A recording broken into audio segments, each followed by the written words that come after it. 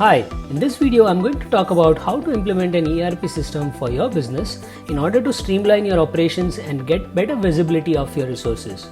If you're looking for a simple, no jargon guide to ERP implementation, this video is for you. So let's jump into it. You need to know the purpose why you want to implement an ERP system first. There needs to be a purpose before you can think of how to do it. I meet a lot of people who want to implement an ERP only because their competitor is doing it or because they want to show it off to their investors or customers. An ERP is not supposed to be your bragging rights. Having an ERP system and making the right use of it requires a lot of effort. You should use an ERP system to help you solve problems and challenges that you are facing. To know some of the common challenges faced by businesses, view our previous video where we talk about challenges faced by manufacturing industry, system integrators, and general inventory management related issues. Once you have defined the purpose of implementing an ERP system, you can start defining how you will achieve the purpose. Let us say you want to implement an ERP system to streamline the process of your business. If you want to improve something, you need to take a stock of the current state. We can do so by doing an as-is study. Start by taking one business function at a time. Let us consider the sales department first. You can get the relevant stakeholders in a room and start drawing the existing process. You can make use of simple rectangles and arrows to draw the process. Let us say our current process looks something like this. Marketing department sends us marketing qualified leads. Then someone from the sales team makes first contact. Then there is a follow-up for a meeting or a quotation. Then there is negotiation, and then the deal is either converted into a sale or lost. Once you have the process, start listing down the problems you are facing in the sales department. Remember, at this point, our goal is to find only the problems without getting into solutioning or even finding out the reasons for the problems. After 2 hours of brainstorming, the team comes up with the following problems in the sales department. First one, lower sales, obviously. Number 2, lower marketing qualified leads, poor conversion rates, and fourth, losing opportunities that seemed good. Once you have the problems written down, write down the possible reasons for each problem or issue you are facing. So after a fierce debate, here are some of the reasons for the problems faced in the sales department. Firstly, no targets are given to the marketing team. Second, follow-ups for the sales team was poor, which led to poor conversion rates. Good opportunities were being lost because of poor follow-up. Third, managers had 2 problems in particular. They didn't know which quotation approvals need to be prioritized, and these approvals were sitting all over their email inbox, making it difficult for them to give justice to all approvals. Fourth, upselling and cross-selling is not actively being used at the moment, which means we are losing out on some good business opportunity. Finally, junior sales reps need some mentoring. Once the problems and their reasons are listed down, try to come up with simple solutions that can solve the problem. This is no rocket science. Some common sense is required. This part is known as the to-be state. So let us see what the to-be state would be in our case. First, we need to set some targets and monitor the targets. This can be done by tracking key performance indicators by the way of dashboards and reports. Prepare details of dashboards. A simple pen and paper version should be good enough. Prepare reports you want to see. Use spreadsheets to draw up the reports. This will improve the accountability and increase the sales and help you provide feedback to junior sales reps to improve their performance. Next, we need to set a good process to improve the communication. Process should improve the following: follow-ups, approval process, and prioritization of various documents. So now let us say, keeping in mind all these points, this is the flow or the process that we come up with. Let us say the process begins with the marketing team sending a lead to the sales team along with the details of lead name, what is the requirement, what is the probability of converting this particular lead. Now the sales executive will create a quotation based on these details and send to sales manager for his approval. Sales manager will take a look at all the details and then either approve it or reject it. If the quotation is approved, it will be sent to the lead or prospect.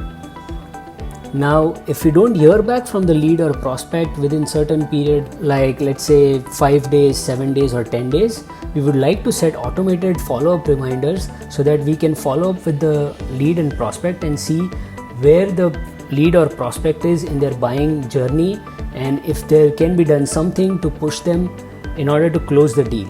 Now, once the prospect takes a decision, if they choose to go ahead with the quotation can be converted into a sales order, and if the quotation is lost, it can be set as lost, and we can capture what was the reason for losing the quotation, so that at a later date we can draw up analytics and figure out why we are losing most of the deals or what is the reason for losing deals. And finally, to improve cross-selling and upselling opportunities, it was decided to start promotional schemes. So this is how a to-be state generally looks like. So we need to repeat this for all other business functions, including marketing, production, inventory management, human resources, after sales support, maintenance, accounting and finance. Once you've figured out the to-be state for all your departments, do a process mapping with your ERP system and find out the following. First, what are the out-of-the-box functionalities that you can use to achieve your to-be state? Second, what parts will require customizations and what level of customization? Third, if customization is required, decide if it is absolutely necessary, because customization will cost you extra for development and maintenance efforts. Once you know how you want your ERP to work, try to run trial cycles for individual departments first and then the complete business process. You might find some tweaks that need to be done at this stage. Make a note of those tweaks and implement those tweaks. Next is data loading. Start loading data into your ERP. Simple Excel templates should be used for importing data.